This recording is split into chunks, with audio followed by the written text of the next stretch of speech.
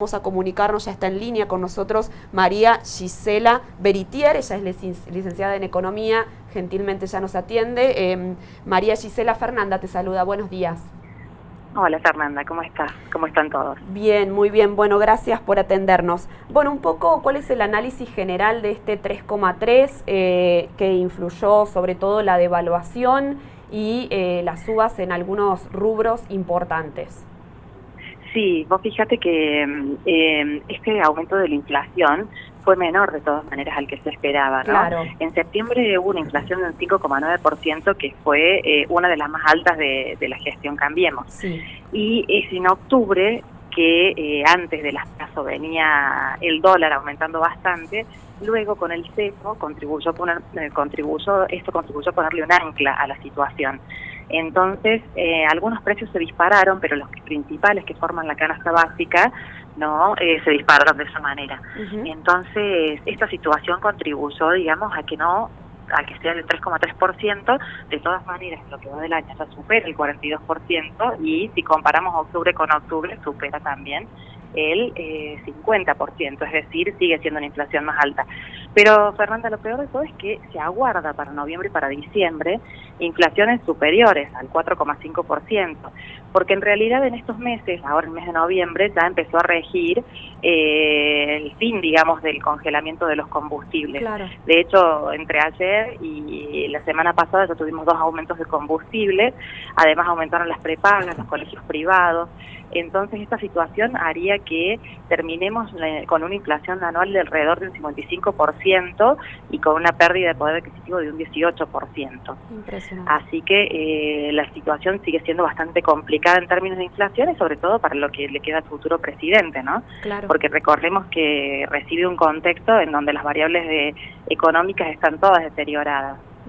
Como para nombrarte algunas, una economía que no crece y que está a niveles del año 2010, la alta inflación que acabamos de hablar, las reservas del Banco Central, que es la rueda, digamos, de auxilio que nos amortigua los golpes, está escaseando. Además de heredar un escenario de grandes vencimientos de intereses, la industria deprimida con altas tasas de interés, también las tarifas de energía eléctrica y de gas que están congeladas, pero que a partir de enero van a empezar a aumentar. Claro. Y bueno, y el precio del combustible, que esto impacta directamente en todo lo que es la estructura de precios. Claro. O sea que si hablamos de inflación, vemos que para el año que viene se está estimando que la inflación también se termine en un 40%, en condiciones como las actuales y sin que medie ningún hecho extraordinario, ¿no? ¿Se habla de un 40% como piso o techo? Un 40% como piso. Bien. Entonces diciendo, si todo sigue como hasta ahora, que el dólar no se dispare, que la situación de la deuda, digamos que siga, no sabemos si va a haber cepo o no va a haber cepo, porque esta es otra cuestión, Fernanda, o sea, el plan, no sabemos cuál va a ser el plan económico. Claro. Está siendo delineado con absoluto hermetismo y podemos saber por sus declaraciones que, por ejemplo, está en contra de la deuda, que piensa financiar las divisas, o obtener las divisas con las exportaciones de vaca muerta, pero no sabemos en concreto, por ejemplo, si va a seguir el cepo, si no va a seguir el cepo, cómo piensa financiar, digamos, los intereses de la deuda. Es mucha la incertidumbre que hay con respecto al escenario que le toca, que es un escenario por demás complicado. Claro. Los economistas estamos estimando que si 2019 fue un año complicado, 2020 va a ser un año aún más complicado. Así que un 40% sería un piso si la situación sigue como está actualmente. Y hay una... Sí, decime.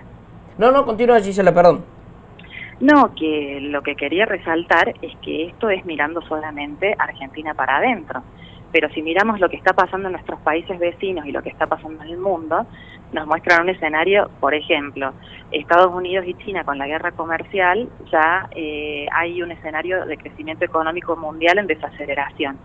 Y la situación con América Latina, en la cual tenemos Chile con una situación social muy complicada, incluso ayer el dólar se disparó y obligó al Banco Central a intervenir en Chile por primera vez en 2 años. Bolivia, que es otra situación social muy complicada, que tampoco sabemos qué va a pasar, por ejemplo, con el gas y las exportaciones de gas que vienen a la Argentina, y Chile, Brasil, que es nuestro principal socio comercial, que ya Bolsonaro anticipó que van a ser complicadas las relaciones comerciales. Entonces es un escenario además complejo. Gisela, Javier es mi nombre. Te quería preguntar con respecto a que, bueno, el nombre de Guillermo Nielsen pareciera que toma mucha fuerza para ser ministro de Haciendas y Finanzas. Esto en términos de planes económicos y demás cuestiones, ¿qué puede sugerir en términos de cierto conocimiento ustedes los economistas ante un nombre así? ¿Qué conclusiones se pueden sacar? No, básicamente creo que está sonando el nombre de él porque fue uno de los grandes encargados de reestructurar la deuda en el año 2005, donde se hizo una quita del capital de aproximadamente el 70%. Y fue una reestructuración de la deuda muy exitosa porque cerca del 90% de los acreedores aceptaron el acuerdo.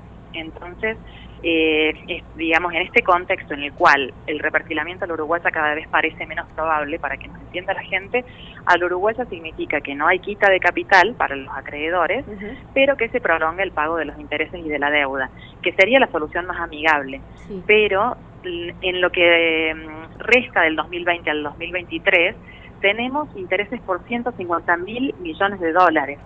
Eso representa hoy casi la mitad de la deuda soberana que tiene la Argentina. Entonces, en 3 años está venciendo muchísima plata que es imposible poder pagarla. Entonces, en este contexto ya los mismos acreedores externos están estimando una pérdida de un capital de un 20%, en situación en la cual hasta sería como lo aceptable para no perder, por lo que se está tomando un escenario donde va a haber una quita de capital. Seguramente no va a ser como la del 2005, pero se está esperando en el mercado que la quita de capital exista, y en este contexto ese nombre resulta como la persona más apropiada dada el resultado del 2005. Por estos intereses es que decís que no se podría dar un reperfilamiento a la uruguaya, digamos. El volumen de dinero es muy grande. Claro. Si extendemos más los plazos, más serían los intereses. Claro, en Uruguay en realidad el éxito estuvo en que la deuda era de 3.500 millones de dólares, es decir, primero era muy pequeña. Segundo, acordaron, al mes que decretaron que la iban a reestructurar al uruguaya, a reperfilar de algún modo, al mes ya estaba todo aprobado y ya estaba todo acordado. Acá desde fines de agosto fue que se dijo que se iba a reperfilar. Y al día de la fecha ni siquiera hubo una ley enviada, no se sabe qué va a pasar. Entonces, esta situación, digamos, ya también hace que la desconfianza de los acreedores exista. Porque hay una cosa importante, el reperfilamiento también funciona si hay confianza de los acreedores. Y como en todo, hay casos exitosos y casos no exitosos. Uruguay fue un caso exitoso, pero hay una multiplicidad de países que no tuvieron éxito por la falta de confianza. Entonces, y el volumen al ser tan grande es que no hay confianza en que se pueda hacer simplemente una prolongación, digamos, de los pagos y los intereses. Gisela, ¿qué opinión tenés de estos nuevos frigoríficos que se abren a China para exportar? ¿Es un poco la política de comercio exterior que debería continuar el próximo gobierno por la necesidad de dólares genuinos? Sí, absolutamente, absolutamente. Argentina es un país que exporta muy poco, ¿no?, en términos de su PBI. Cuando se lo compara con otros países, incluso emergentes a nivel mundial, la capacidad de exportación argentina es muy, muy baja. Y realmente hoy estamos en una situación en donde necesitamos generar divisas genuinas. Hay, obviamente que son mejores las divisas genuinas que tienen que ver con productos de mayor valor agregado en términos económicos, ¿no? Pero toda divisa que ayude, digamos, a la economía a poder salir de este cuello de botella es absolutamente necesaria. Hoy no tenemos divisas que nos ingresen al país, primero porque el mercado de deuda está cerrado. Segundo, porque las exportaciones, primero no es época de cosecha, que es el gran volumen de las exportaciones argentinas, y la industria viene muy golpeada. Entonces, si se pueden hacer estos acuerdos bilaterales para poder exportar y que fomente ciertos sectores industriales claves o productivos claves, la verdad que eso es celebrado, te diría, por todos los sectores políticos, porque es lo que se necesita para sortear este cuello de botella que tenemos hoy. En estos casi 20 y tantos días de super cepo, como se lo denominó post-elecciones, ¿el resultado primigenio es positivo en lo que pudo, bueno, llegar a controlar la fuga de capitales y demás? Y en ese aspecto ha sido positivo, incluso vos fíjate que en los últimos días las reservas hasta aumentaron, ¿no? Porque hubo que salir a intervenir en el mercado para que el dólar no bajara tanto y resulte ya anticompetitivo a nivel mundial. pero bueno, ha sido positiva en términos de que las reservas no han seguido drenándose. A este ritmo íbamos a llegar con reservas casi negativas para el próximo gobierno, y eso hubiera sido realmente un peor escenario que el que aún tenemos. Esta situación, digamos, del cepo es una situación absolutamente impopular, pero la pérdida de los 22.500 millones de reservas desde las PASO, sumado a la enorme fuga de divisas previa, fue un factor que iba a terminar de estabilizar esta macroeconomía que ya venía demasiado deteriorada. Así que en este sentido, digamos, sí es cierto que un cepo no puede existir a largo plazo, ¿no? Porque claro, en definitiva empiezan a aparecer muchísimos mercados paralelos con respecto al dólar, y no se sabe al final cuál es la real cotización, y ni les cuento de qué dólar se termina trasladando la inflación o no. Claro. Entonces, esta situación es tremendamente impopular y no puede ser mantenida a largo plazo. Gisela, la última de mi parte, ¿crees que un desdoblamiento del dólar, si bien hay distintos dólares para cotizar diferentes cosas, sería un poco el camino, o cómo ves esto? Podría ser uno de los caminos, ¿no? Hoy actualmente se está hablando de un desdoblamiento, uno para el sector comercial y otro para el sector financiero,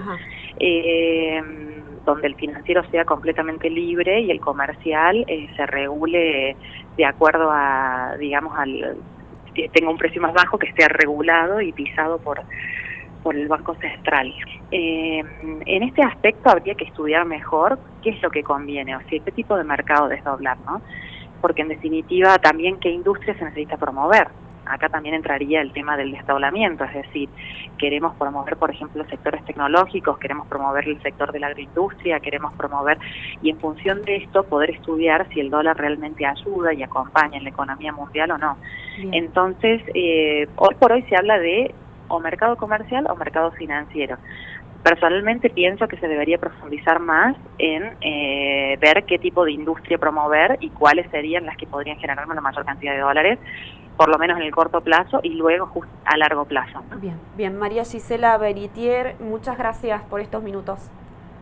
No, muchas gracias a ustedes. Que tengan buen día. Igualmente. Bueno, ella es licenciada en Economía.